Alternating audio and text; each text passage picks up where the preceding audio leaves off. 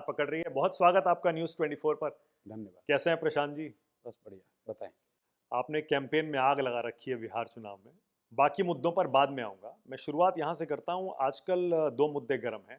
पहला, एंटी वक्फ प्रोटेस्ट, जो कि इंडिया गठबंधन ने जिसका ऐलान किया, उसके बाद उसे आयोजित किया, जिस पर बीजेपी ये कह रही है कि ये समाजवादी नहीं है, नमाजवादी है इंडिया गठबंधन वाले। प्रशांत किशोर की पार्टी का क्या स्टैंड है इस पर? देखिए, जो आपने कहा वक्फ को लेकर बिहार में ऐसा कुछ नहीं हो रहा है। वक्फ पे प्रशांत किशोर का, जनसुराज का जो स्टांस है वो बिल्कुल क्लियर है।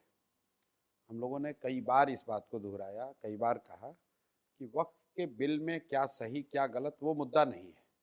मुद्दा ये है कि जब इस देश को बनाया गया, जो फाउंडिंग फादर्स थे, संविधान में जिन बातों का प्रावधान किया गया, उसमें अगर कोई आप आमूलचूल परिवर्तन करते हैं तो जो वर्ग उससे प्रभावित होता है उसको कॉन्फिडेंस में लिए बगैर कोई कानून नहीं बनना चाहिए।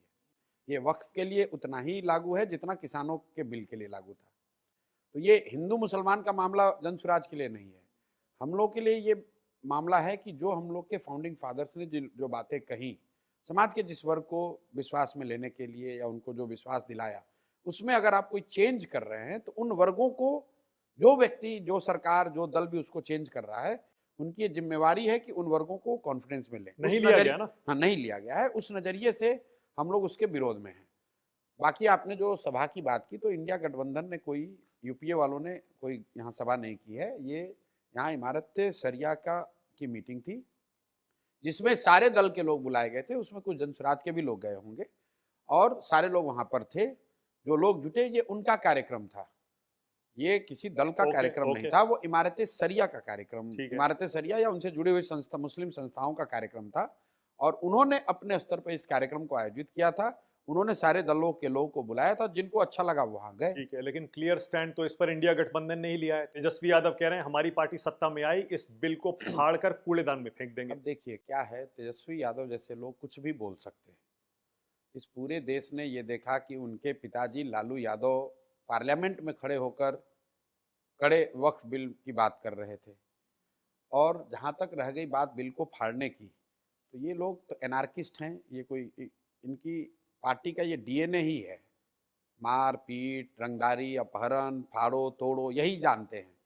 देश का बिल है, आप कैसे फाड़ दोगे भाई? वो केंद्र का मामला है, राज्य सरकार उसमें, केंद्र आप फाड़ भी दीजिएगा तो क्या हो जाएगा? उससे क्या बिल की महत्ता कम हो जाएगी?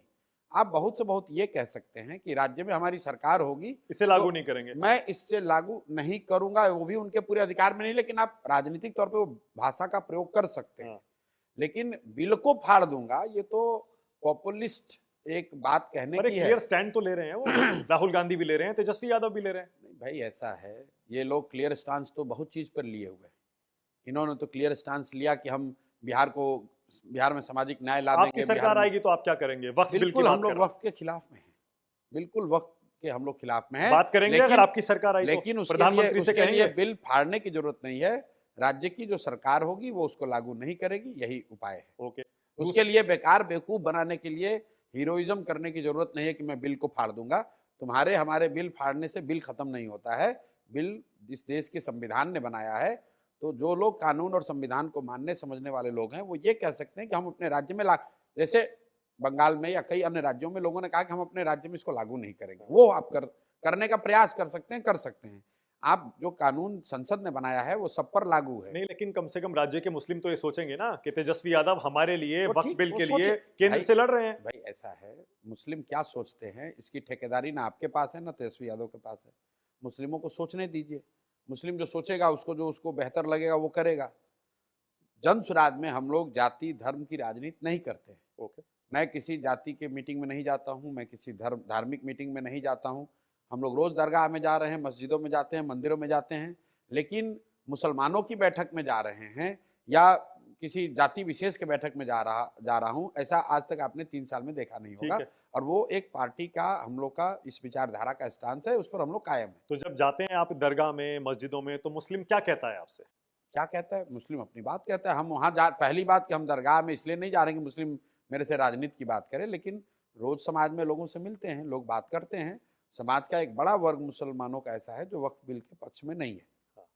ओके, उसके अलावा भी क्या अपना दुख दर्द बांटते हैं आपसे मुसलमान? क्या ये बिल्कुल। कहते हैं अब कि केंद्र की, आपको क्या लगता है हाँ, क्या कहते कि हैं? नहीं, अगर मैं तीन आपका अगर फीडबैक अगर जानना चाह रहा हूँ। अगर 3 साल से हम लोग यहाँ घूम रहे हैं, तो आप देखिए सैकड़ों वीडियो हम लोग के जन स्वराज के सोशल मीडिया प्लेटफॉर्म पर दिखेगा, जहाँ मुस्लिम बच्चे, मुस्लिम युवा, वहाँ बुजुर्ग महिलाएं आकर अपना दुख दर्द बांटती हैं। लेकिन उनका दुख दर्द सिर्फ वक्फ बिल नहीं है।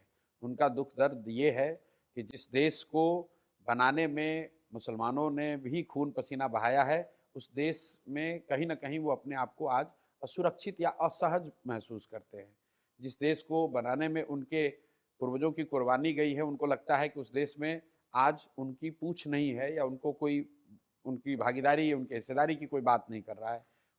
उनका दुख दर्द ये भी है कि उनके बच्चों को रोजगार और शिक्षा की बात नहीं हो रही है। तो ये सारे मुद्दे हैं, सिर्फ वक्फ का मुद्दा नहीं है। पर ये बीजेपी की वजह से ही है ना प्रशांत जी? सिर्फ बीजेपी की वजह से है ऐसा तो मैं नहीं कह सकता हूँ। जैसे अगर मुसलमान बिहार में जिस स्थिति में है, उसके लिए सिर्फ बीजेपी जिम्मेवार है, क्योंकि बीजेपी का तो शासन यहाँ पूर्ण तौर पे रहा नहीं है। यहाँ पर तो राजद की भी सरकार रही है। तो मुसलमान अगर यहाँ सबसे अशिक्षित है, या बहुत बड़े पैमाने पर बेरोजगार है, उसको पलायन करना पड़ता है, या मुसलमानों के जो गांव हैं उनके नालियों गलियों की जो स्थिति है, उनके विद्यालयों की जो स्थिति है, मदरसों की जो स्थिति है, उसके लिए सब चीज़ के लिए तो केंद्र सरकार दोषी नहीं है। ठीक है। उसके लिए तो वो लोग भी दोषी हैं जो अपने आप को मुसलमानों का रहनुमा यहाँ बताते हैं या होने का दावा करते हैं।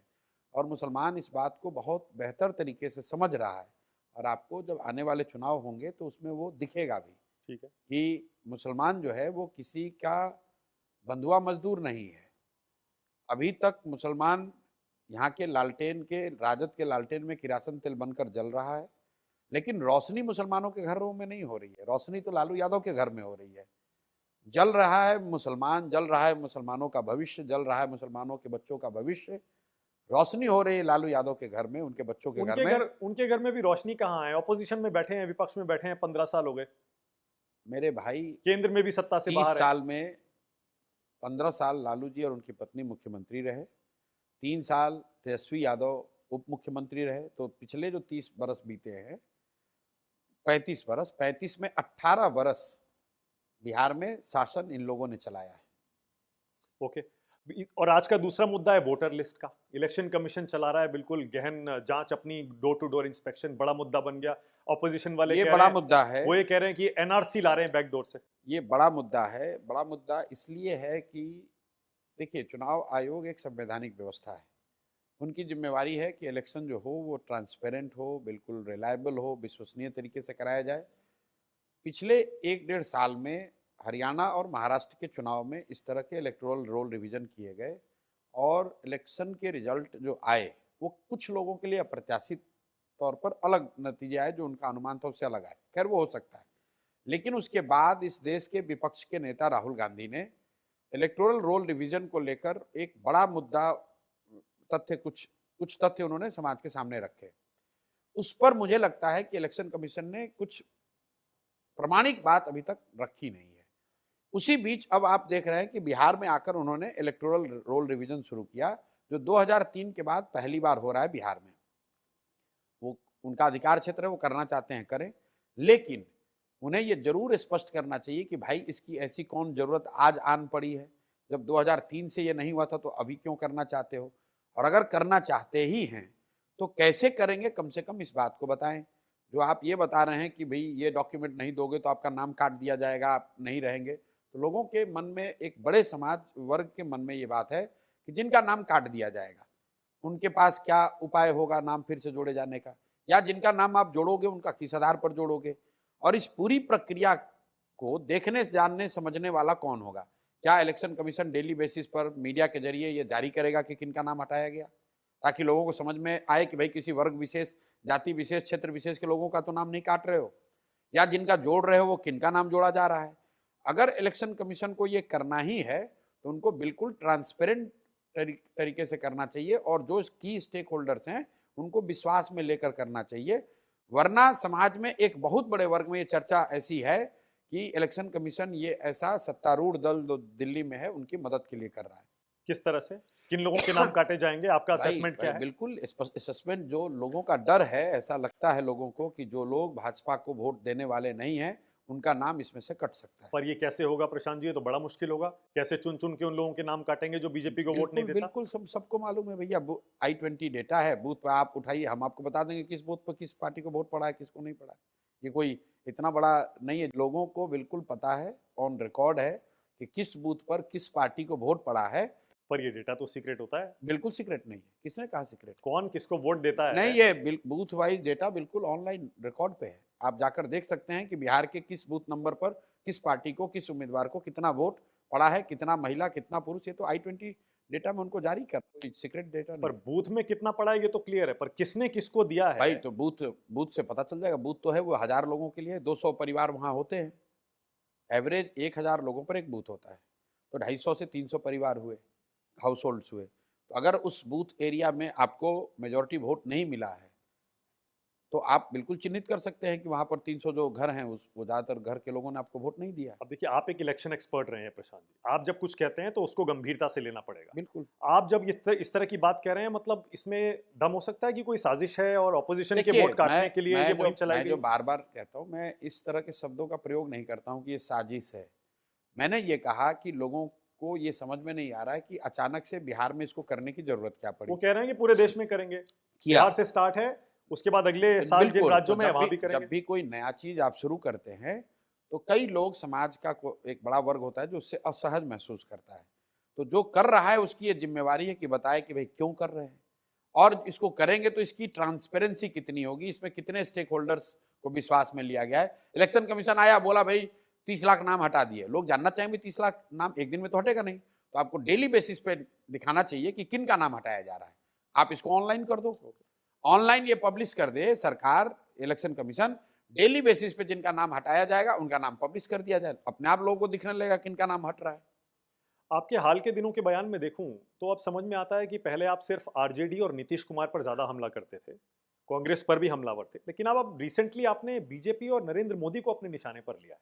क्या ये कहना गलत है प्रशांत जी कि आपने हाल के दिनों में बिल्कुल गलत, सीधा निशाना प्रधानमंत्री पर लगाया है? गलत इसलिए और है। आपने देखिए बयान में अपने ये भी कहा कि ये आते हैं बिहार, यहां से वोट ले जाते हैं, लेकिन सारी फैक्ट्रियां गुजरात में लगाते हैं। क्या ये सच नहीं है? गुजरात के लोग क्या हैं, ये सच नहीं है? पूरे देश का पैसा जो है गुजरात में लगाया जा रहा भाई है। आप बात समझिए।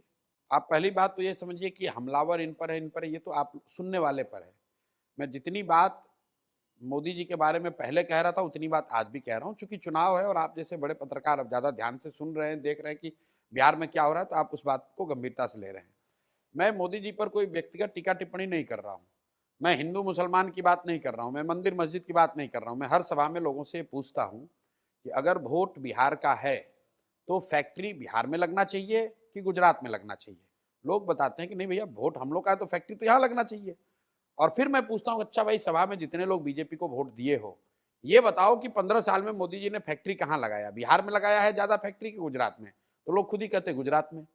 तो मैं ये कह रहा हूँ भाई, ये तो नहीं होना चाहिए कि आप वोट बिहार में लीजिएगा और फैक्ट्री गुजरात में लगाइएगा। ये मैंने कब से कहना शुरू किया, ये समझिए। मोदी जी आए मधुबनी में, मधुबनी के अपने भाषण में मोदी जी ने कहा कि सहरसा से एक नई वंदे भारत ट्रेन चलेगी, जिससे श्रमिक परिवार के बच्चे सुविधाजनक तरीके से महाराष्ट्र और गुजरात जा पाएंगे वहां मजदूरी करने। अब इसका बड़ा लोगों ने ताली बजाया, कुछ पत्रकारों ने स्वागत भी किया कि मोदी जी की बड़ी सौगात, एक नई वंदे भारत। पहला व्यक्ति प्रशांत किशोर है जिसने इसका विरोध किया है। हम कह रहे हैं कि हमें ऐसी ट्रेन नहीं चाहिए जिस ट्रेन पर बिहार के बच्चे मजदूर बनकर, जानवरों की तरह बैठकर महाराष्ट्र और गुजरात में नौकरी मजदूरी करने जाएं। हमें ऐसी ट्रेन नहीं चाहिए। ये इतना बड़ा बिहार के प्रति पूर्वाग्रह दिखाता है कि आप कह रहे हैं कि वंदे भारत ट्रेन चलेगी ताकि तुम्हारे बच्चे, बिहार के बच्चे बैठकर गुजरात में जाए मजदूरी करने के लिए। हमने ये भी कहा कि क्या वंदे भारत ट्रेन तो हर जगह चल रही है, क्या मोदी जी ने कभी भी अपने भाषणों में किसी दूसरे राज्य में ये कहा कि भाई गुजरात से एक नई वंदे भारत ट्रेन चलेगी जिससे गुजरात के श्रमिक परिवार महाराष्ट्र, तमिलनाडु जाएंगे मजदूरी करने? तो ये जो सेंटेंस है, इसकी आप गंभीरता को समझिए। बिहार समाज की नजर में, भारत के बड़े वर्ग के, भारत में रहने वाले बड़े वर्ग के नजर में मजदूर का सप्लायर है, मजदूरों की फैक्ट्री है। और ये बात इतना लोगों के दिमाग में घर कर गई है कि वंदे भारत का इनॉग्रेशन करते समय या घोषणा करते समय प्रधानमंत्री भी यही कह रहे हैं। पर क्या ये सच नहीं है? सच है, लेकिन उस सच के लिए अगर सच है तो इसके लिए जिम्मेवार कौन है? 15 वर्ष से अगर देखिए मोदी, फिर मैं क्या कह रहा हूं, मोदी जी का भाषण सुनिए गुजरात में। मोदी जी प्रधानमंत्री हो, गुजरात के तो प्रधानमंत्री नहीं है, सिर्फ गुजरात के भी प्रधानमंत्री हैं और बिहार के भी प्रधानमंत्री हैं। मोदी जी गुजरात में गए, उन्होंने कहा जब गुजरात 2035 में 75 साल का हो तो मैं चाहता हूं कि गुजरात की अभी से प्लानिंग हो कि वहां शिक्षा कैसे होगी, वहां इंडस्ट्री कितना होगा, वहां इनकम कितना होगा, गुजरात में कल्चर की स्थिति क्या होगी। वही मोदी जी आए यहाँ बिहार में काराकाट में, तो कहते हैं यादव सब मेरा परिवार है, कुर्मी मेरा परिवार है, तेली मेरा परिवार है, कलवार मेरा परिवार है, पासवान मुसहर मेरा परिवार है। अरे भाई, आप प्रधानमंत्री हैं, गुजरात में जाकर आप कह रहे हो कि 2035 में गुजरात कैसा दिखना चाहिए, और बिहार में आकर आप यादव, कुशवाहा, कोयरी, ब्राह्मण, भूमिहार की बात कर रहे हो। गुजरात जा रहे हो तो आप इन्वेस्टमेंट समिट की बात कर रहे हो, फैक्ट्रियों की बात कर रहे हो, गिफ्ट सिटी की बात कर रहे हो, धोलेरा सिटी बता रहे हो। अब बिहार आते हो तो कहते हो तुम लोग को 4 किलो अनाज दे रहे हैं भाई, 8 करोड़ गरीब परिवारों को अनाज मिल रहा है, इसकी गारंटी दे रहे हैं। आप मुझे बताइए कि क्या गुजरात में फ्री अनाज नहीं बट रहा है? गुजरात में 80 करोड़ लोगों को अनाज मिल रहा है ना, 5 किलो। बिहार में भी उसमें कुछ लोगों को मिल रहा है, लेकिन दूसरे राज्यों में तो आप ये नहीं कह रहे कि 4 किलो अनाज दे रहे हैं इसलिए वोट दो। तो बिहार में क्यों कहते हो भाई? ये गलती मोदी जी की नहीं है। आप मेरा पूरा भाषण सुनिए, मैं लोगों को कहता हूं कि ये गलती मोदी जी की नहीं है, ये गलती बिहारियों की है, हम जैसे लोगों की है कि हम लोगों ने अपना भाव ही इतना गिरा रखा है कि भाई 4 किलो अनाज दे रहे हैं, यही बहुत बड़ी बात है यार, हम पर एहसान कर रहे हो, लो ले जाओ वोट। आप प्रशांत जी ये भी कहते हैं उन नेताओं को वोट मत दो जिन्होंने आपको लूटा, आपके बच्चों का भविष्य लूटा। अच्छा, इसमें क्या गलत लालू कह रहे हैं? यादव को वोट मत दो, नीतीश कुमार किसने को वोट कहा? मत दो, प्रधानमंत्री मोदी को वोट मत किसने कहा? आप ये लाइन आपने खुद से जोड़ा है? दो। नहीं लिखा है नहीं, आपका रिसर्च टीम गलत किया। पहला लाइन आपने ठीक पढ़ा है। मैं हर सभा में सिर्फ बोलता नहीं हूं, हाँ। लोगों को कहता हूं हाथ उठाओ और शपथ लो कि जिन नेताओं ने बिहार को लूटा है, तुम्हारे बच्चों के पेट पर लात मारा है, तुम्हारे बच्चों को अनपढ़ मजदूर बनाया हो, चाहे आपके जाति का हो या धर्म का, दल का हो या गांव का, उसको वोट नहीं देना है। पहले मैं ये बोलता हूं, फिर लोगों को कहता हूं सब लोग अब हाथ उठाओ और अगर सहमत हो तो इस पर शपथ लो। सब लोग शपथ लेता है, इसके आगे मैं कभी नहीं बोलता हूं अच्छा, नाम नहीं लेते मैं अपने सभा में ना वोट मांगता हूं अच्छा ठीक, और ना किसी को कहता हूं कि इनको वोट देना है कि नहीं देना है। ठीक। मैं पूछता हूं भाई, सुन लो मेरी बात, जी। आप जो रिसर्च करा रहे हो जाके दिखवा लीजिए। हाँ। मैं ये नहीं कहता हूं कि मोदी को वोट देना है नहीं देना है। हाँ। मैं पूछता हूं भाई मोदी को वोट देना है कि नहीं देना है। हाँ। कुछ कहते हैं नहीं देना है, मैं कहता हूं भाई क्यों नहीं देना है ये समझो। क्योंकि तुमने कहा कि अगर वोट बिहार का है तो फैक्ट्री बिहार में लगनी चाहिए, और तुम ही कह रहे हो कि 15 वर्ष में मोदी ने फैक्ट्री बिहार में नहीं लगाया है, गुजरात में लगाया है। तो वोट अगर हम लोग दे रहे हैं, मोदी यहाँ फैक्ट्री लगाने की बात करें तो वोट देंगे नहीं, उनको। पर जब आप डायरेक्टली ये बोलते हैं कि नीतीश को वोट में नहीं दो, किसने कहा? नहीं कहा। आप ये नहीं कहते? कभी नहीं कहा। आरजेडी को वोट मत दो, ये भी आप नहीं कहते? कभी नहीं कहा। अच्छा, मतलब आप दूसरे नेताओं के बयान और मेरे में आप फर्क ही नहीं समझ अच्छा रहे ठीक हैं। है, ओके। ना मैं ये कहता हूं कि आपको जनसुराज, मैं ये लोगों से जरूर कहता हूं कि नीतीश कुमार को रखना है कि हटाना है। ओके, लोग बताते हैं कि हटाना है, ठीक है। मैं ये कहता हूं भाई मैं सवाल पूछ लीजिए जाके, देखिए वीडियो में। हाँ। मैं जब लोग कहते हैं कि भाई नीतीश को रखना है कि हटाना है, लोग कहते हैं नीतीश को हटाना है, फिर मेरा दूसरा मैं इसी ऑर्डर में बोलता हूं, मैं भाषण चेंज भी नहीं करता ठीक है, हूं। ओके। मैं पूछता हूं कि अच्छा नीतीश को तो तुम्हें हटाना है, तो अगर किसे मोदी आकर कहेंगे तो उनके कहने पे वोट दोगे? तो कहता है नहीं देंगे। क्यों नहीं दोगे? तो मैंने आपको बताया कि भाई जब वोट हमारा है तो गुजरात में फैक्ट्री लगाए। फिर मैं पूछता हूं कि अगर मोदी और नीतीश नहीं को हटाना चाहते हो तो क्या लालू के लालटेन को वापस लाना चाहते हो? तो लोग कहते हैं नहीं लाना चाहते। हम तो ये कह ही नहीं रहे कि लालू को वोट दो कि नीतीश को वोट दो कि आप बेसिकली पॉजिटिव कैंपेन अपना ना रखना चाहते हैं। मैं सवाल रखता हूं और जनता को कहता हूं भाई तुम्हारी ये जो दुर्दशा है ये प्रशांत किशोर से नहीं सुधरेगी, जब तुम सुधरोगे तब सुधरेगा। ठीक है, लेकिन आपने प्रधानमंत्री के बारे में ये भी कहा अभी जब वो आए थे और चले गए, आपने कहा कि ये माइग्रेशन पर नहीं बोलते, बिल्कुल नहीं बोला। एम्प्लॉयमेंट पर नहीं बोलते, कभी नहीं हेलीकॉप्टर से उतरते हैं और आके कुछ कुछ बोल के अपना चले जाते हैं। भाई शब्द तो आपके हैं, लेकिन people are not going to fall for this hoax. मैं जो बोल रहा हूं आपको दोहरा देता हूं। जी। पिछले 3 महीनों में मोदी जी 2-3 बार बिहार में आए। हाँ। जितनी बार आए सैकड़ों करोड़ रुपए बिहार सरकार का खर्च होता है उन मीटिंग को ऑर्गेनाइज करने में, क्योंकि वो प्रधानमंत्री हैं। मधुबनी में आए तो उन्होंने कोई जनसभा नहीं की। बिहार में पूरे पंचायती राज से जुड़े हुए लोगों को सरकारी खर्चे पर, समझिए 1 लाख से ज्यादा पंच सरपंच, 1 लाख से ज्यादा वार्ड सदस्य, मुखिया, सबको सरकारी खर्चे पर गाड़ी, खाना, भत्ता देकर मधुबनी बुलाया गया। सबकी मीटिंग हुई तो उसमें मोदी जी ने पंचायती राज पर कुछ नहीं कहा।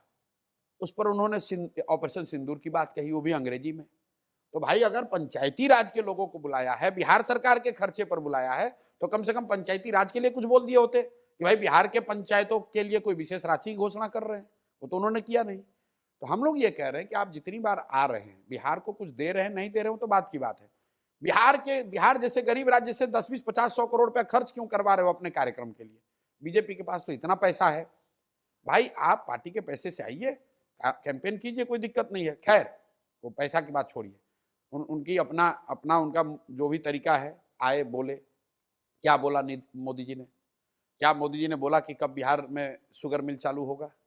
क्या मोदी जी ने कहा कि बिहार से माइग्रेशन कब, पलायन कब रुकेगा?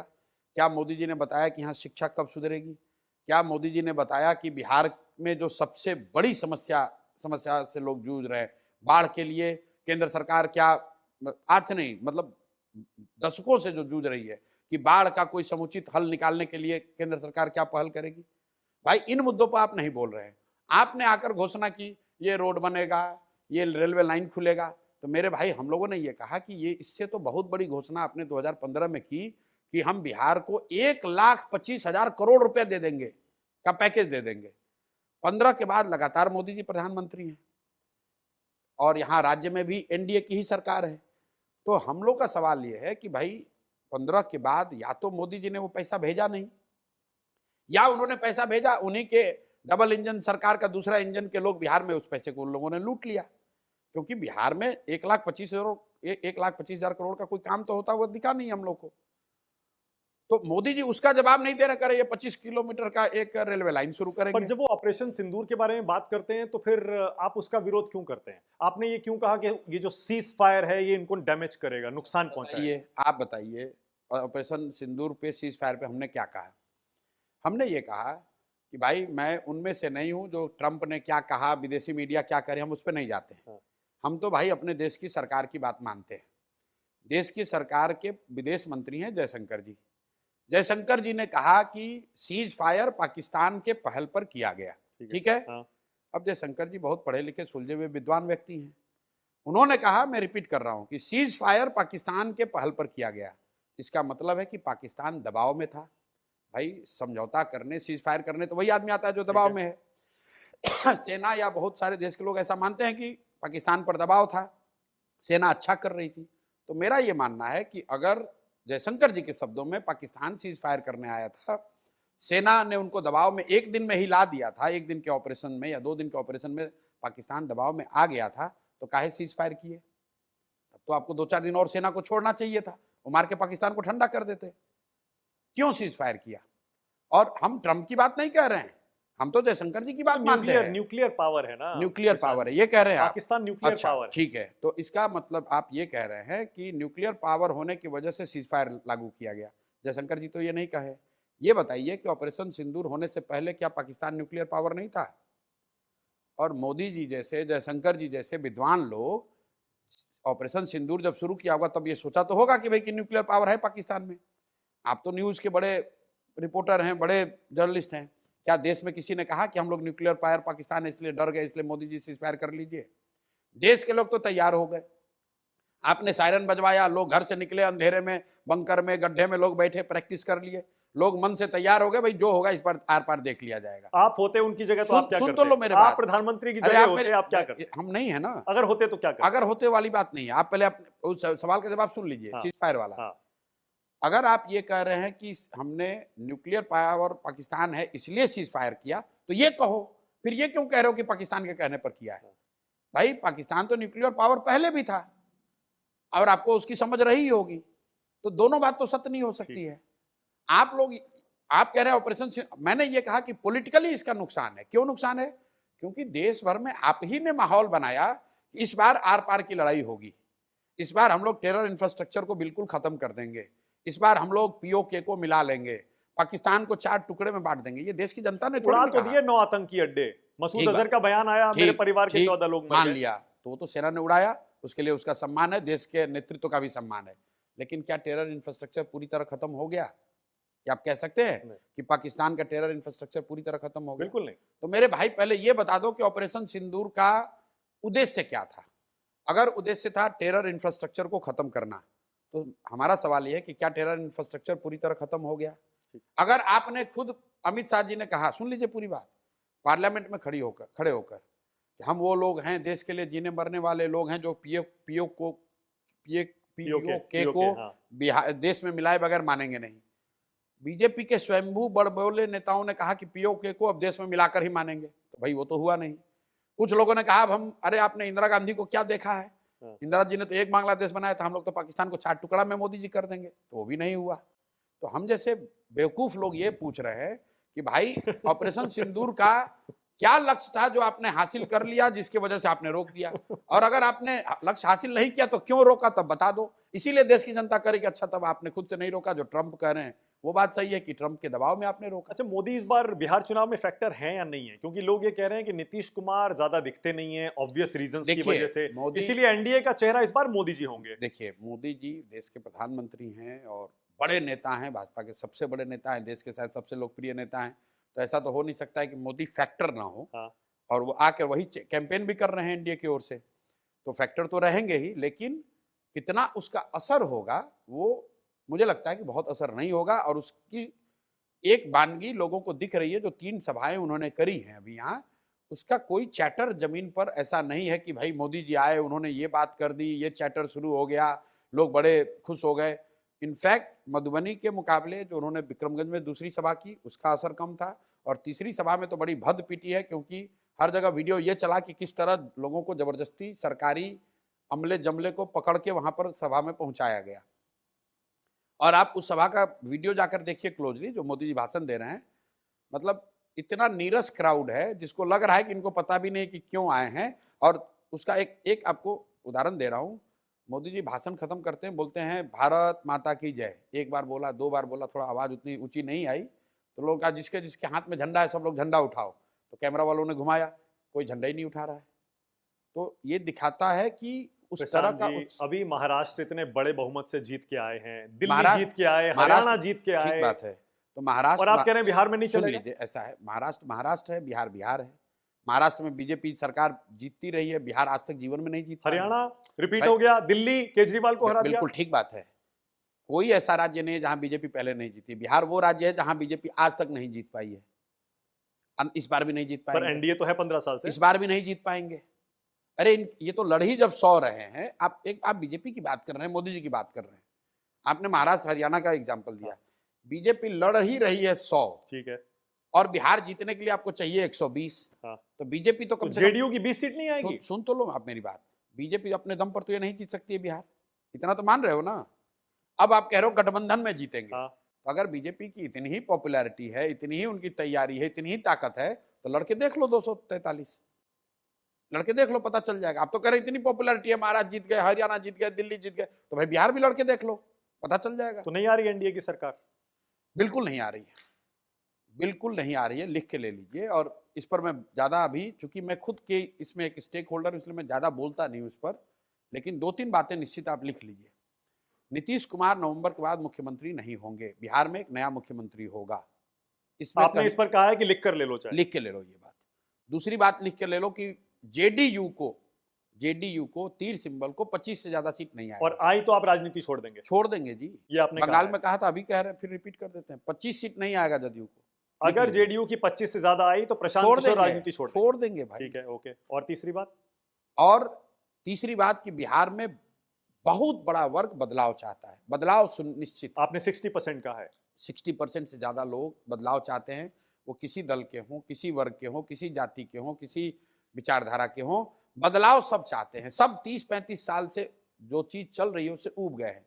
लेकिन बिहार के प्रति लोगों का पूर्वाग्रह इतना है, जो एनालिस्ट हैं, जर्नलिस्ट हैं, बड़े नेता दिल्ली में बैठे हैं, वो समझ रहे हैं कि गुस्सा है, नीतीश जी शारीरिक मानसिक तौर पर थक चुके हैं, स्वस्थ नहीं है, काम नहीं कर पा रहे हैं, बोल नहीं पा रहे हैं, रोज गलती हो रही है, मोदी जी की सभाओं का वो असर नहीं हो रहा है, भाजपा का कोई चेहरा नहीं है, ये सब बात पर लोग सहमत हैं। लेकिन फिर भी कहेंगे ना बिहार है, यहाँ तो लोग तो जातीय पे वोट देगा, तो क्या होगा, फिर तो वही होगा। चूंकि लोग 30-35 साल से बिहार को जिस तरीके से देख रहे हैं, लोकसभा चुनाव में यही हुआ ना, 30 सीट जीत गया एनडीए 40 में से। वो इसलिए जीत गए कि बिहार में नीतीश और मोदी से बड़ा फैक्टर है लालू जी राजनीतिक। और आज मैं ये नहीं कह रहा हूं, मैं आज से 5 साल से ये बात कह रहा हूं, बिहार में लालू बहुत बड़ा फैक्टर है। एक बहुत बड़ा वर्ग है जो सिर्फ इसलिए नीतीश और भाजपा को वोट करता है क्योंकि वो किसी भी हालत में लालू जी को वापस नहीं चाहता है। ठीक है। लालू के जंगल राज को वापस नहीं चाहता है, व्यक्ति की बात नहीं है। लालू जी के जंगल राज को, आप जिस जंगल राज की आप लोग चर्चा करते हैं, आंकड़े बताते हैं, स्टूडियो में बैठ के बात करते हैं, जरा अंदाजा लगाइए कि बिहार के करोड़ों लोगों ने उसको 15 बरस भोगा है। वो कैसे भूल सकते हैं वो दिन जब 4 बजे यहां पर लोग अपने घरों में भाग जाते थे सड़कों को छोड़कर। किसी की जिंदगी तो फैक्टर तो इस बार भी होगा प्रशांत वो जी। फैक्टर अभी तक रहा है और अभी भी है। मोदी जी आकर अभी भी वो कह रहे हैं, लेकिन इसका मतलब ये नहीं है कि उसी के नाम पर लोग जीवन भर वोट देते रहेंगे। लोगों को अगर सामने कोई उससे बेहतर विकल्प दिखेगा तो लोग लालू जी को तो नहीं लाना चाहते हैं, तो क्लियर है। ठीक है। लेकिन वो ये कंपेयर करेंगे कि एनडीए में और जनसुराज में कौन बिहार के लिए बेहतर है। यानी बिहार का चुनाव इस बार एनडीए और जनसुराज के बीच हो रहा है। अभी आज के तारीख में बिहार का चुनाव त्रिकोणीय है। मैं ज्यादा बड़बोली बात करता नहीं हूं, त्रिकोणीय लड़ाई है, लेकिन अंततः चुनाव एनडीए और जनसुराज के बीच में होगा। आप सारी 243 सीट पर लड़ेंगे? बिल्कुल 243 पर लड़ेंगे, बिल्कुल 243 पर लड़ेंगे। हाल में जो उपचुनाव हुए थे उसमें आपको 10% वोट मिला था जी, 10% वोट अब आप मिला था। सारी सीटों पर अपनी किस्मत आजमा रहे हैं। 10% वोट मिला था। जिस भाजपा की इतनी आप तारीफें किए जा रहे हो, मैं कोई तारीफ नहीं कर रहा हूं, सुन तो लो मेरी बात, तथ्य बता रहा हूं। मैं इतने तथ्य बता रहे हो, उस तथ्य में एक तथ्य और जोड़ लो। हाँ। उसी भाजपा को बिहार में 10% वोट लाने में 20 बरस लगे हैं। 20 बरस के प्रयास ने भाजपा को बिहार में 10% वोट दिया है। जदयू जो यहाँ 30 वर्ष पुरानी पार्टी है, 20 वर्ष से नीतीश कुमार यहाँ मुख्यमंत्री हैं, उनको 16% वोट आया था अपने दम पर 2014 में। पिछली बार भाजपा को छोड़िए, दूसरे की बात, 2020 के चुनाव में भाजपा को बिहार में 19.6% वोट आया है। 100 साल पुरानी कांग्रेस पार्टी को यहाँ 5% वोट आया है। और 10 दिन पुरानी पार्टी को अगर 10% वोट आया तो आप कह रहे हैं कि हमारी शुरुआत खराब है। तो मेरे भाई आप देखो अभी 3 महीने नहीं, में मैंने ये नहीं कहा शुरुआत खराब है, मैंने कहा आपने तो ये शुरुआत कहा अच्छी। ना, ना आपने तो ये बिल्कुल कहा नहीं, 80% वोट आया है। नहीं, मैंने कहा जब आप 200 बिहार जैसे राज्य जब आप में, ये कह रहे हैं कि आपकी एनडीए से सीधी टक्कर है, जी मैं तब ये फिगर बता रहा हूं, ये कहते हुए कि अभी तो 10% ही वोट मैं आया आपको है बता रहा हूं, और आप कह रहे हैं आप एनडीए से मैं टक्कर बता लेंगे। रहा हूं, 2 साल हमने ये कोशिश करी है कि पहले बिहार के लोगों की समस्या को जमीनी स्तर पर उतर के समझूं और न सिर्फ समझूं, उससे निकलने का एक रास्ता बनाऊं, उससे उस रास्ते पर लोगों को जोड़ूं। तो 2 साल का जो मेरा पूरा प्रयास रहा है, 2.5 साल, मई 2022 से लेकर अक्टूबर 2024 तक, वो सिर्फ इस बात पर रहा है कि जनसुराज की बात, इस विचारधारा, इस परिकल्पना, इस प्रयास के बारे में लोगों को बताया जाए, लोगों को इकट्ठा किया जाए। 1 करोड़ लोगों ने मिलकर दल बनाया 2 अक्टूबर को। 2 अक्टूबर के बाद से ये जो अब चुनाव की बात करें, 10 दिन दल बना, उसके 10 दिन के बाद चुनाव हो गया। उसके बाद से पिछले 6 महीने में इसका एक राजनीतिक संगठनात्मक ढांचा अभी हम लोगों ने तैयार कर लिया है। आज के तारीख में मैं दावे के साथ आपको कह सकता हूं कि राजनीतिक संगठन के तौर पर जनसुराज से बड़ा संगठन कोई नहीं है बिहार में, काडर के लिहाज से किसी के पास नहीं है। और अब हमने कैंपेन शुरू किया है। जिस प्रशांत किशोर को आप जानते हो, जो जिस प्रशांत किशोर का जिस काम को आप जानते हो, अपने, अरे चुनाव प्रचार कुछ समय पहले तक देश के जाने माने पोल बिल्कुल। तो अब चाणक्य कहे जाते हैं। अब चाणक्य तो मैं नहीं हूं, अब मेरे पास दल है, अब मेरे पास दल में जुड़े हुए बहुत सारे लोग हैं और अब मैं वो रणनीति बना रहा हूं या वो कैंपेन शुरू किया है मैंने 1 महीना जो दूसरों के लिए करता था, जो दूसरों के लिए कर, जो चुनाव को प्रभावित करेगा। क्योंकि अभी तक हम लोग चुनाव के नजरिए से कुछ नहीं कर रहे थे। अभी तो दल को सिंबल 4 दिन पहले मिला है, स्कूल बैग। हाँ। अभी तक तो मैं सिर्फ बिहार में लोगों ने जब ये कहा कि कुछ हो ही नहीं सकता है, तो 2.5 बरस तो मैं पैदल चल के लोगों को ये बताया कि हो सकता है, इस तरीके से किया जा सकता है। पिक्चर अभी बाकी है, लोग सुने, प्रशांत की सुनिए, लोग सुने। हाँ। लोग 1 करोड़ लोग आए, उन्होंने दल बना लिया। फिर लोगों ने कहा भाई दल तो बन गया, लेकिन उसका संगठन का स्वरूप वो बनाने में 6 महीने लगे, वो बन गया है। अब मैं बिहार बदलाव यात्रा जो पहला इसका कैंपेन है वो शुरू किया है और मैं आपको दावा कर रहा हूं, फिर कोई भी जो बिहार बदलाव की सभा हो रही है, आप उसका वीडियो फुटेज मंगा लीजिए और कोई भी नेता किसी दल का जो वहां सभा किया हो पहले, उससे उसका कंपैरिजन कर लीजिए। 1 मिनट रुक जाइए। हम लोग गांव में सभा कर रहे हैं, ब्लॉक में कर रहे हैं, डिस्ट्रिक्ट में कर रहे हैं। आप गांव की सभा का एप्पल टू एप्पल कंपैरिजन कर लीजिए कि उस गांव में किसी ने कभी भी अगर उससे बड़ी सभा की हो तो आप बता दीजिए। मैं ओपन चैलेंज दे रहा हूं पूरे बिहार के लिए। लेकिन प्रशांत जी, सुनिए मेरी बात, नहीं, लोकसभा चुनाव में भी आपका असेसमेंट गलत सुनिए हुआ मेरी था। बात, असेसमेंट की मैं बात नहीं कर रहा हूं, अभी तो मैं दूसरी बात मैं जो कर रहा हूं वो बता रहा हूं। हाँ, मैं ये कह रहा हूं कि इसका क्या असर है। आप जो हम लोग सभा अभी कर रहे हैं, शुरू किया है अभी बिहार बदलाव यात्रा के दौरान, लोग दंग हैं कि भाई इतनी भीड़ आ कहां से रही है। वो भीड़ इसलिए आ रही है कि जो मैं 2 आंकड़े आपको दे रहा हूं कि 60% से ज्यादा लोग बदलाव चाहते हैं, भीड़ उनकी है, वो जनसुराज की नहीं है। वो भीड़ इसलिए आ रही है कि बिहार का कोई ऐसा कोना नहीं है जहां जनसुराज का संगठन नहीं है। वो कमजोर हो सकता है, मजबूत हो सकता है, लेकिन मैं कल औरंगाबाद गया में था, उससे पहले नौतन में था, उससे पहले दरौंदा में था, आज अभी सिवान मैरवा में रहूंगा।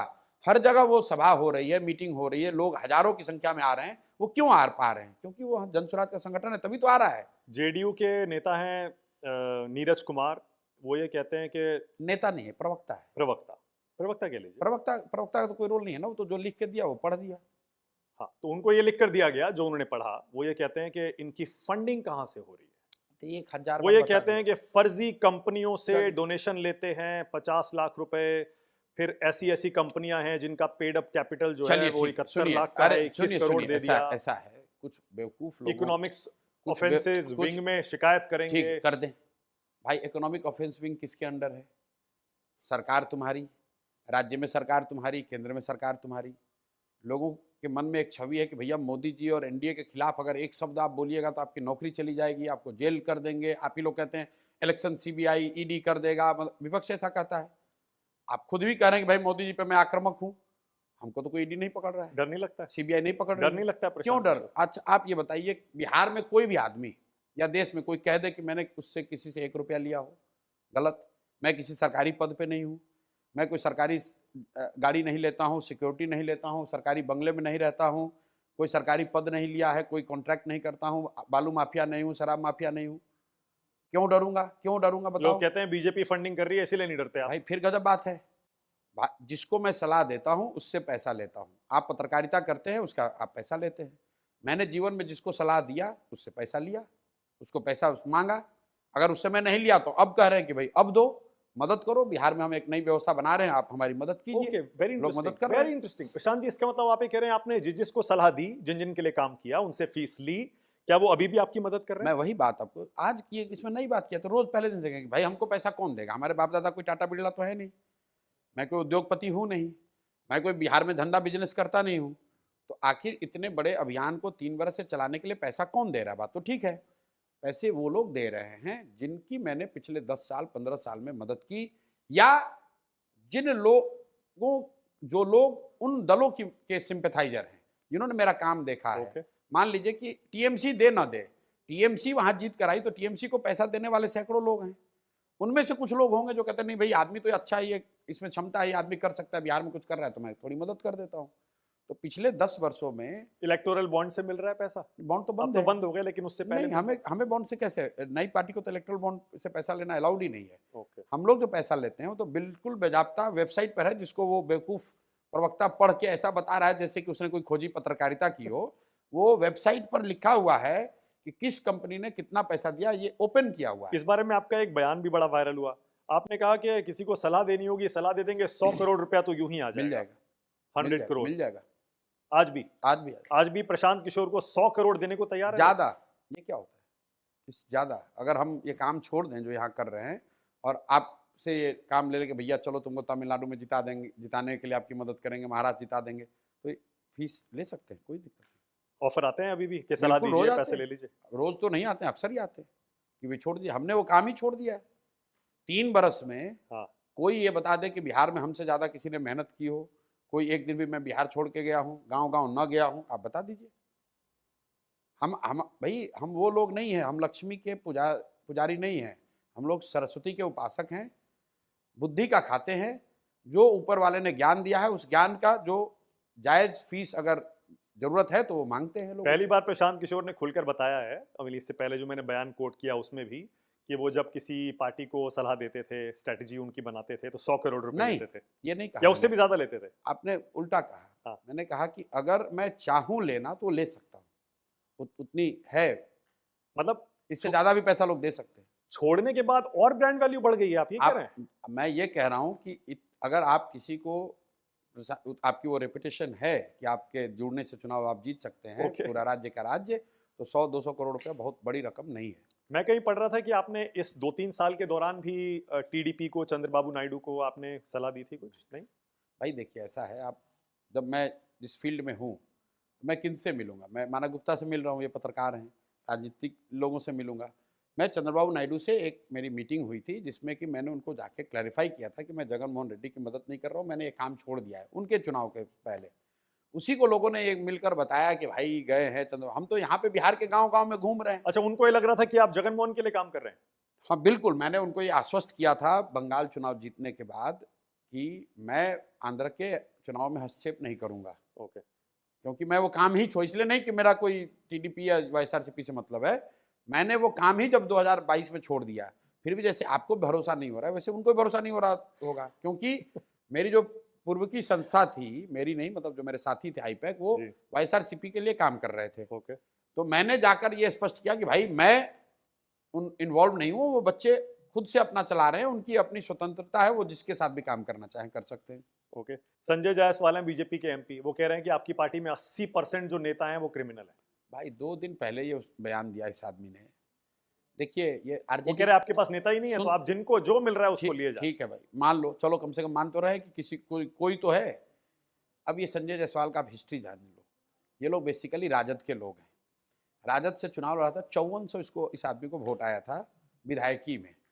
भाजपा में आके समीकरण वगैरह के आधार पर इनके पिताजी मदन जायसवाल वहाँ के लीडर थे। तो पहले तो ये अपने स्वयं कुछ नहीं है, इनके बाबूजी के नाम पर राजनीति करते हैं, राजद के पुराने नेता हैं, भाजपा के दौर में भाजपा में जुड़कर बड़े नेता बनने का स्वांग करते हैं। रह गई बात कि भैया प्रशांत किशोर के पार्टी में क्रिमिनल है, तो भाई फिर वही बात कहूँगा, सरकार तुम्हारी, देश में भी राज्य में भी, तो करवा लो जांच। नहीं, जांच नहीं करवाना है, क्रिमिनल को पकड़ो। अरे मान लो अगर मेरे बगल में कोई क्रिमिनल बैठा है तो उसको पकड़ो ना भाई। देखिए भाजपा के यहाँ अध्यक्ष है दिलीप जायसवाल, हाँ। उन्होंने कहा अभी कुछ दिन पहले कि प्रशांत किशोर एक कौन बीजेपी का पेज हमारा हाईजैक करके अपना कंटेंट डालता है। उस आदमी को ये भी नहीं समझ है, और हम साइबर पुलिस को हमने इस पर रिपोर्ट की है। मैं आपके जरिए पूछना चाह रहा हूँ भाई, साइबर पुलिस अभी तक क्यों नहीं आई?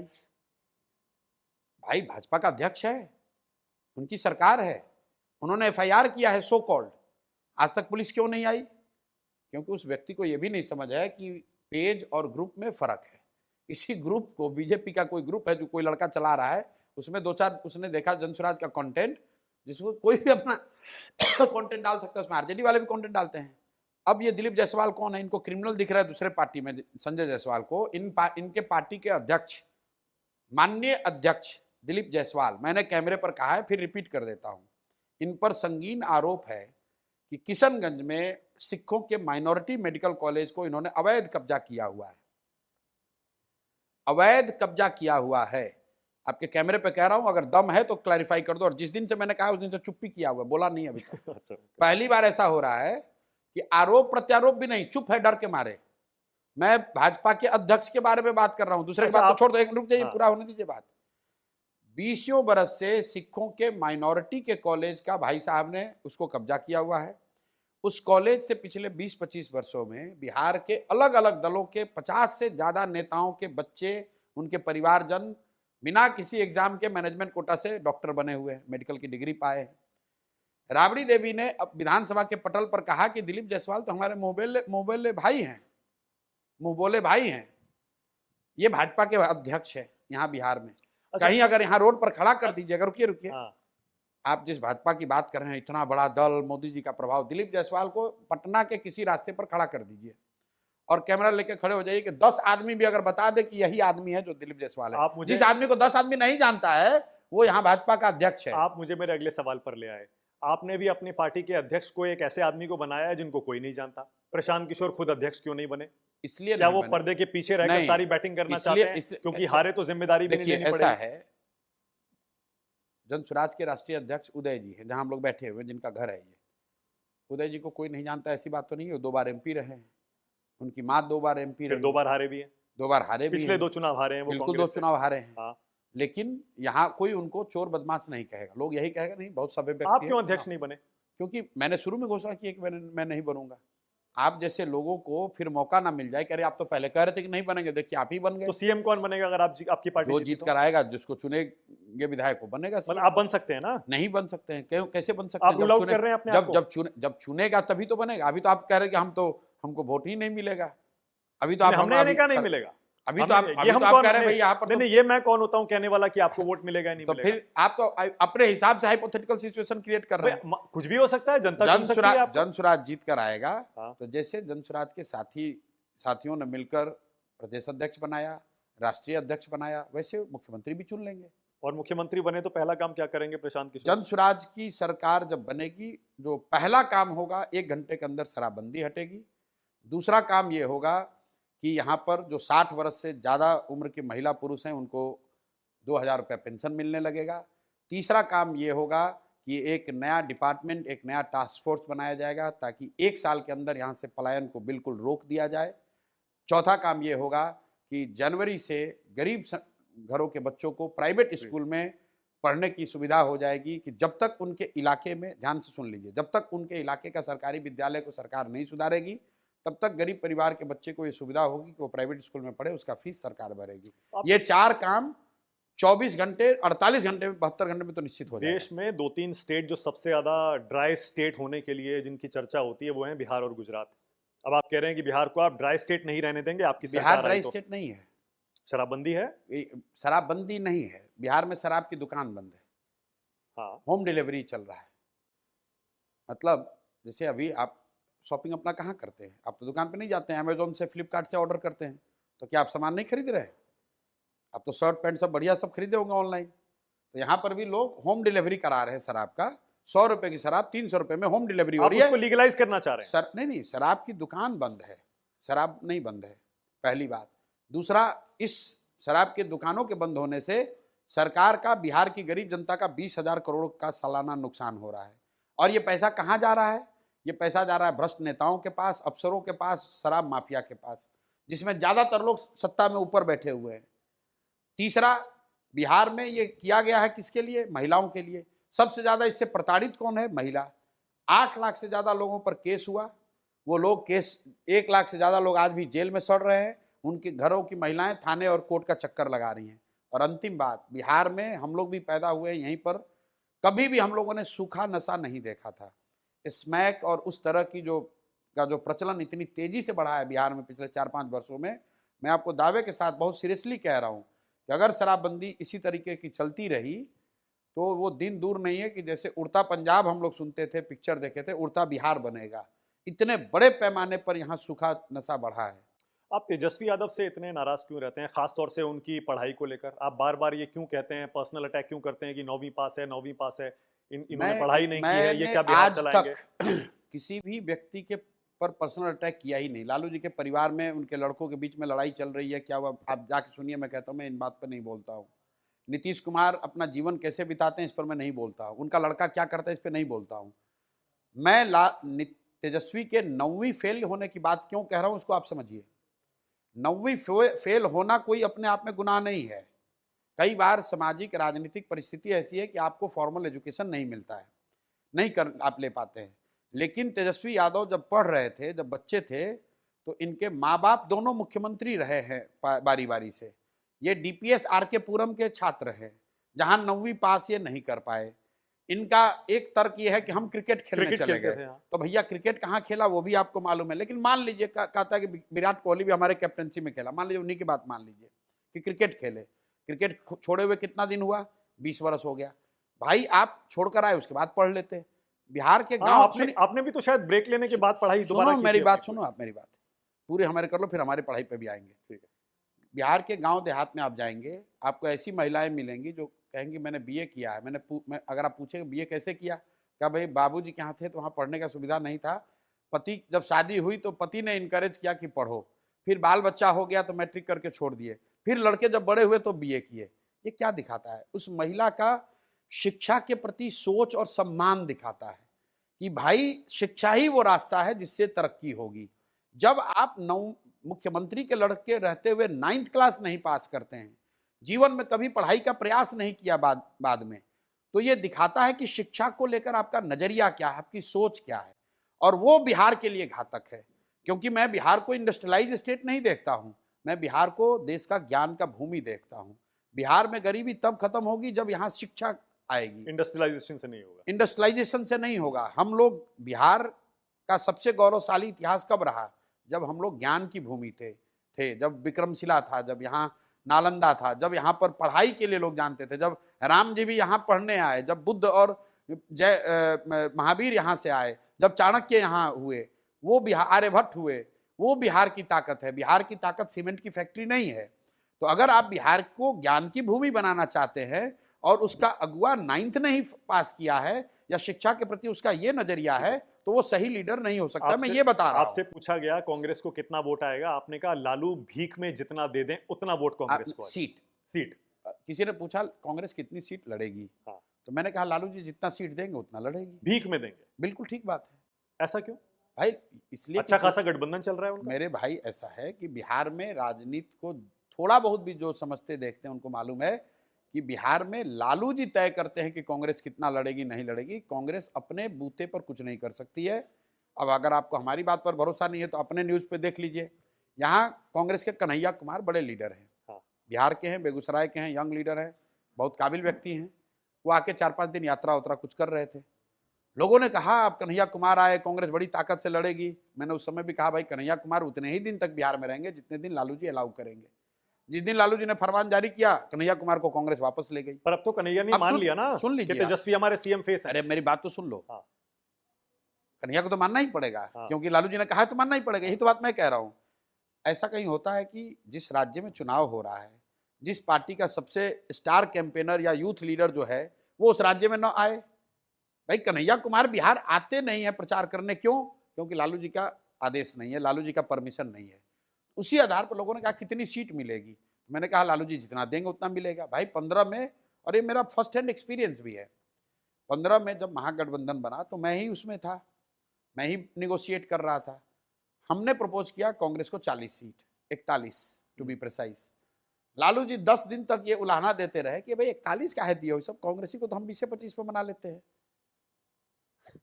तो कांग्रेस को सीट कितनी मिलेगी वो लालू जी तय करेंगे, क्योंकि कांग्रेस ने अपने आप को बिहार में लालू जी का, आरजेडी का पिछलग्गू दल बनाकर रखा है। इसलिए वो जो लालू जी कहेंगे वो होगा। पर कांग्रेस के नेता कहते हैं आप राहुल गांधी से और कांग्रेस से इसलिए ज्यादा नाराज रहते हैं क्योंकि आप कांग्रेस पार्टी में एक बड़ी भूमिका चाहते थे, काफी चर्चा भी हुई, लेकिन उसके बाद राहुल गांधी ने वो होने नहीं दिया। आप लोग तो ऐसी इसीलिए आप ज्यादा उन पर अटैक करते हैं। आप लोग तो ऐसी बात कर रहे हैं जैसे लग रहा है कि कांग्रेस देश का रूलिंग पार्टी है और हमको वो मलाई मिलने से रह गया। अरे भाई कांग्रेस, मैं जो काम यहाँ कर रहा हूँ, जितना नाम शोहरत, लोगों का प्यार मुझे अभी यहाँ मिल रहा है, आपको लगता है कि कांग्रेस में मैं राहुल गांधी का असिस्टेंट बन के इससे ज़्यादा नाम कमा रहा होता? तब मानक गुप्ता किसको इंटरव्यू करना चाहेंगे, राहुल गांधी के असिस्टेंट को कि जो जनसुराज यहाँ बना रहा है उसको? आप बता लो अपना पैमाना। पर चर्चा तो हुई थी ना प्रशांत जी? बिल्कुल हुई थी, बिल्कुल हुई और थी। आपने खुद मुझे बताया था। बिल्कुल। अरे आपको क्या बताया था, पूरे देश को बताया। हाँ, आपने मुझे भी चर्चा बताया की, बताया कि हाँ। इस कांग्रेस को अगर रिवाइव करना है तो ये रास्ता लेना पड़ेगा। उन्होंने स्वीकार किया, स्वीकार करके जो उन्होंने भूमिका मेरी दी, मुझे वो स्वीकार नहीं थे, मैंने छोड़ दिया। इसमें क्या बात है? आप परिवारवाद को मुद्दा मानते हैं? बिल्कुल मानते हैं। बहुत हर लोग हर कहते हैं आपकी भी पत्नी आपकी मदद कर रही है, ये परिवारवाद दिखा नहीं है? दीजिए, दिखा दीजिए। मेरा पत्नी, मेरा भाई, भतीजा कोई अगर दिखता हो, कौन मदद कर रहा है मुझे दिखाइए जरा। ये गजब बात करते हो आप लोग यार। बैकग्राउंड में रहती है? कोई नहीं रहता है यहाँ, मैं तो अकेले रहता हूँ। मेरी पत्नी यहाँ मेरे सालगिरह पे आई, तो क्या आप मतलब परिवारवाद का ये नया डेफिनेशन आप कर रहे हो कि मतलब? आरजेडी के नेता कह रहे हैं, आरजेडी वो ये कह रहे हैं कि हम पर कहते हैं परिवारवाद मेरे का भाई हाँ। ऐसा है, बिहार में अगर कोई भी आदमी ये बता दे कि मेरे परिवार का एक भी व्यक्ति, बूढ़ा बुजुर्ग, नया लड़का, युवा, महिला, कोई भी अगर जनसुराज में किसी भी भूमिका में है, आप हमको बता दीजिए। ईवीएम से तो आपको कोई दिक्कत नहीं है ना प्रशांत जी? मैं इसलिए ये सारे स्टैंड आपके पूछ रहा हूं इन मुद्दों पे, क्योंकि ये मुद्दे देखिए खड़े होने वाले हैं, अभी से खड़े। ऐसा है, हम उन लोगों में से नहीं है जो हर बात पर बेहुदा टिप्पणी, बेफिजूल की टिप्पणी करें। मैं ईवीएम का एक्सपर्ट नहीं हूँ, तो मैं कैसे बोलूँ कि ईवीएम सही है गलत है?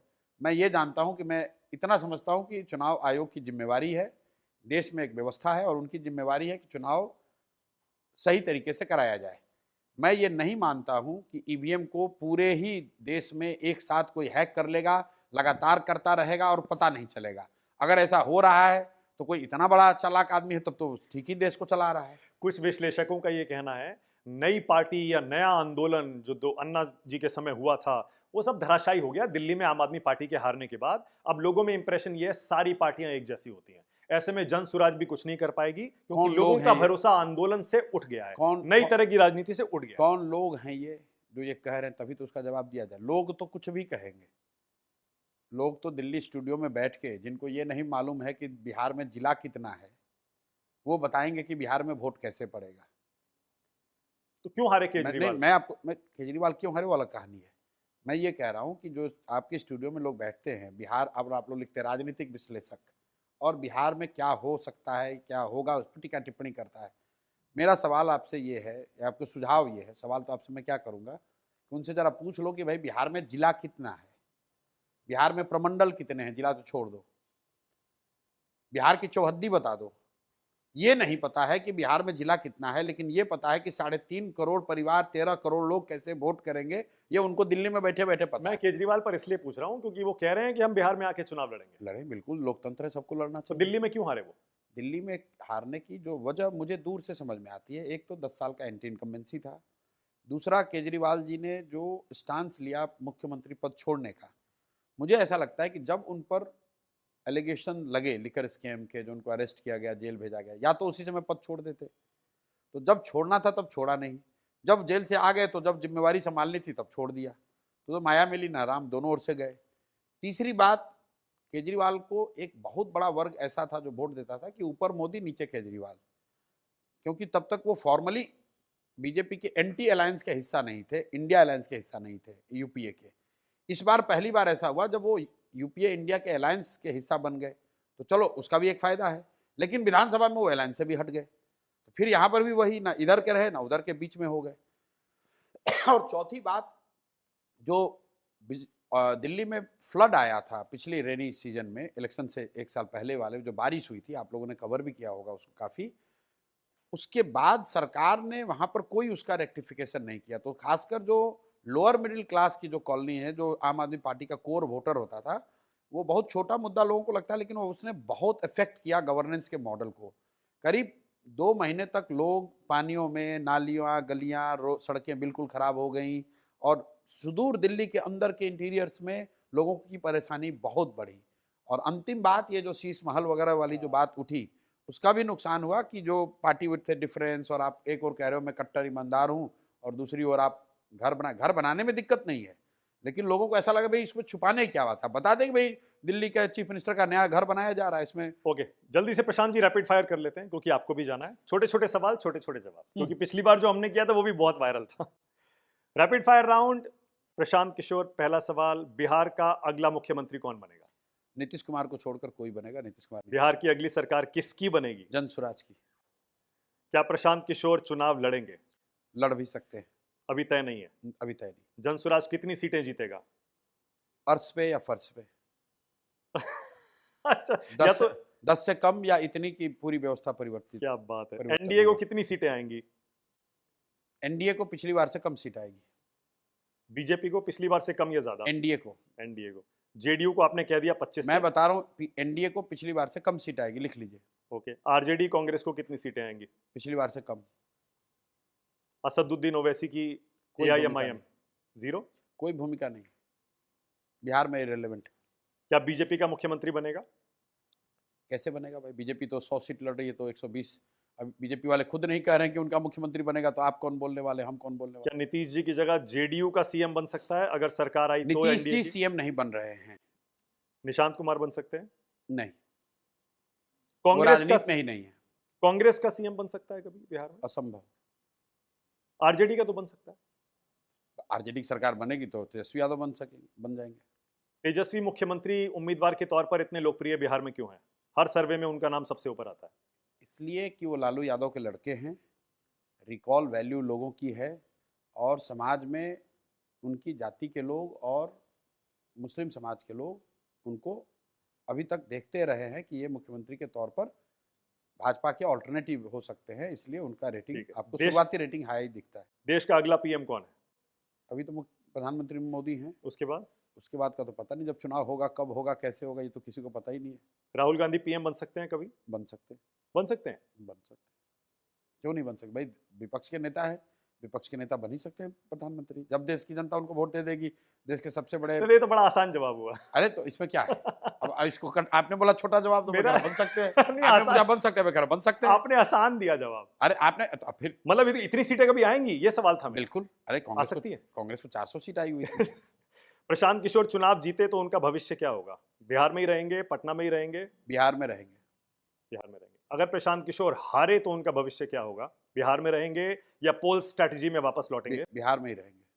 राजनीति नहीं छोड़ेंगे प्रशांत जी? बिहार नहीं छोड़ेंगे, राजनीति की बात छोड़ दीजिए, बिहार नहीं छोड़ेंगे, बिहार में ही रहेंगे। जनसुराज रहेगी? बिल्कुल। हारी तब भी रहेगी? हारना जीतना बात कहानी, पहले तो हारेंगे नहीं, दूसरी बात हार भी गए कोई, हमारा लक्ष्य चुनाव जीतना नहीं है। हमारा लक्ष्य बिहार में व्यवस्था परिवर्तन है, हमारा लक्ष्य बिहार को देश के अग्रणी राज्यों में शामिल कराना है। पोल स्ट्रेटजी का काम कर सकते हैं दोबारा या नहीं। नहीं?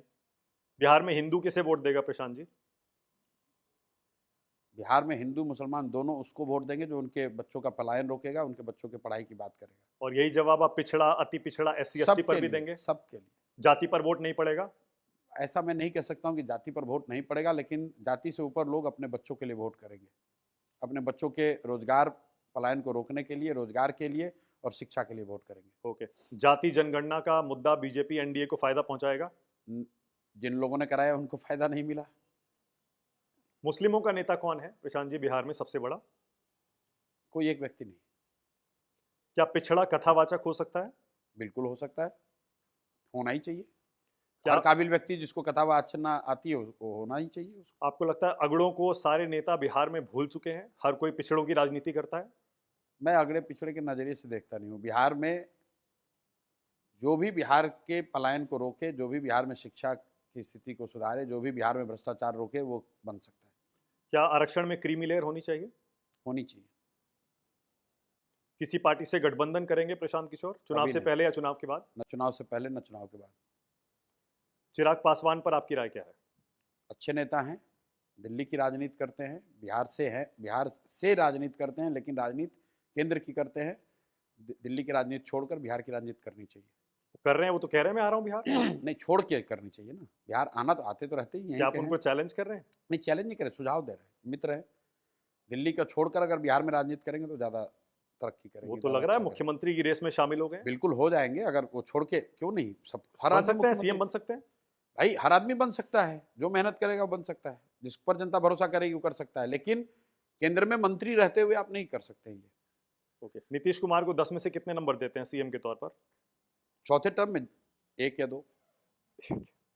इस टर्म में नेता विपक्ष के तौर पर तेजस्वी को कितने मार्क्स देते हैं? मतलब वो तो पलटते रहते हैं ना। अभी नेता विपक्ष कुछ दिन थे, फिर उप मुख्यमंत्री बन गए, फिर अभी दोबारा नेता विपक्ष बने हैं। सम्राट चौधरी कैसा काम कर रहे हैं? बेचारे उलझे हुए अपने पगड़ी बांधने और खोलने में। सम्राट चौधरी को कौन पूछता है? नरेंद्र मोदी को कितने मार्क्स प्रधानमंत्री के तौर पर 10 में से? हम कौन होते हैं भैया, हमारे पे ग्रेड से ऊपर का सवाल है। देश की जनता ही प्रधानमंत्री का रैंकिंग करेगी। योगी आदित्यनाथ को कितने नंबर देते हैं? नहीं जानते।